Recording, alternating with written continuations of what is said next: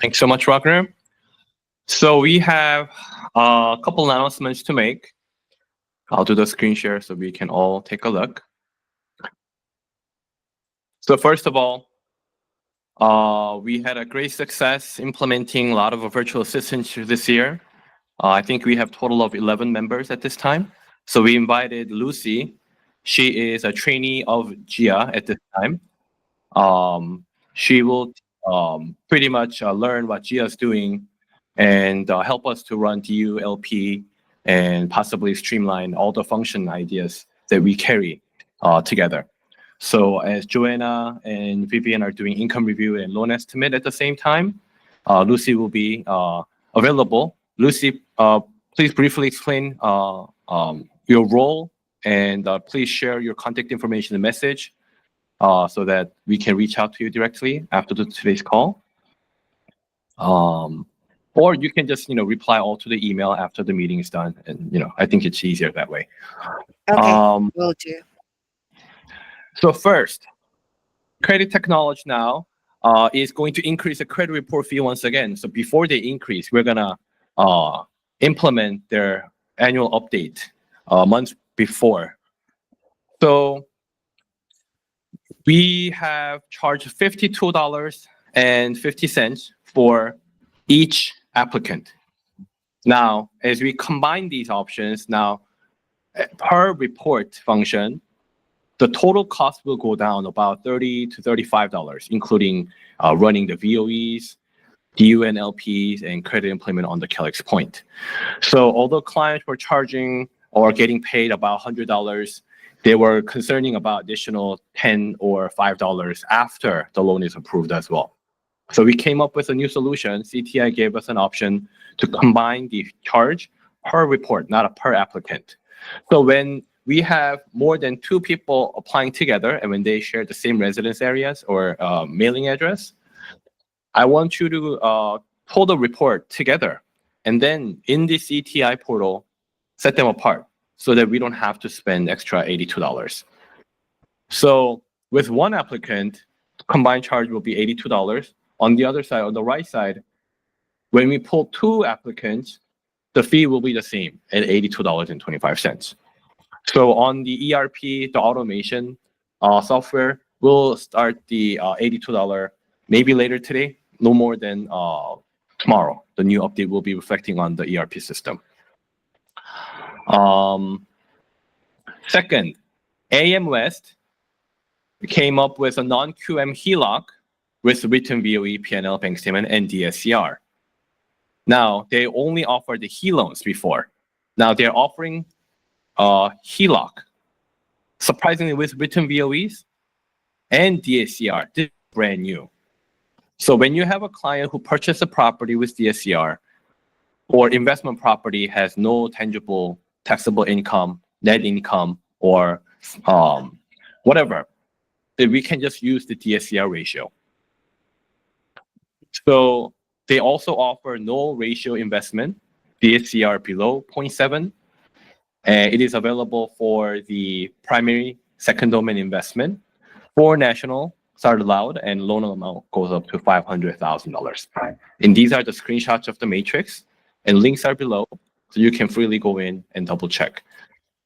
The first part is 7-page, second part is 6-page. Just briefly to go over, LTV for primary goes up to 75, and the investment in foreign national goes up to 60%. So please keep that in mind. And a lot of foreign nationals, like Canadians, I have a file that just came in. It was a file from CPA. So a lot of non-US residents are now worried about their residence card or green card applications. So they're trying to liquidate their equity as much as possible. So I offer them that there is a way for foreign nationals to apply for the DSCR once again. And I also offer the second trust deed. And the file came in the next day. So I'm doing a test run. Once I think I will be able to show you some tangible updates and the approval certificate sometime next week. So line of credit also goes up to $75,000 from minimum to $350,000 for the investment properties, $500,000 for the primary, and second homes, and it goes up to units as well. So please look that in the description. Drop period is 5 years.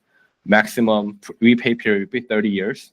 So Remnant and Loan Store or Homebridge offers 3 and 5 year draw period, but they have only 5 year term. So which is better for us to sell. One thing to note, this is regarding the written VOE, P&L, DSCR, line of credit.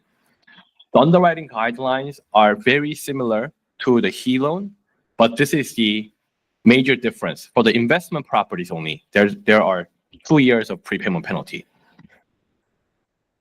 On the line of credit,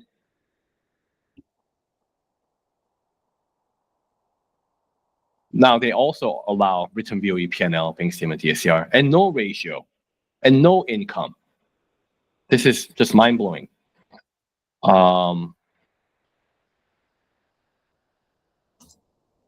So when the no ratio doc type comes in, then the LTV reduction of 10% applies. When it's short-term rentals like Airbnb, LTV reduction of 5% applies. We don't have to worry about the declining market unless we sell out of California. So anywhere else in between Florida, California, and Arizona, these declining market like Nevada or Colorado, Washington will apply.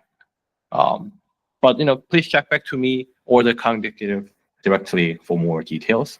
We have to broker this one out. Note rate is prime rate plus margin. So sell anything in between 7.75 to possibly 11.5%, depending on the situation, depending on the credit score, the final rate will be determined. And what it means by the qualifying rate is because we talk about the debt to income ratio, right? So let's say we offered 9% rate. On a Calyx point, we have to put 9% plus 2, which is 11% to calculate the debt to income ratio at 49%. So some may come up and say, hey, Peter, can you reverse engineer and let me know how much of income that I need to put in on my written VOE?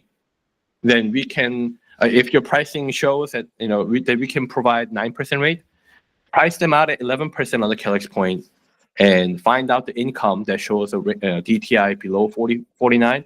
I would probably structure something under 43 just in case, and then use that number, multiply by 12 or 24 to create the written verification of employment form. And if you have any questions about that, you can reach out to Gia, Brenda, or Lucy for more details. Any questions?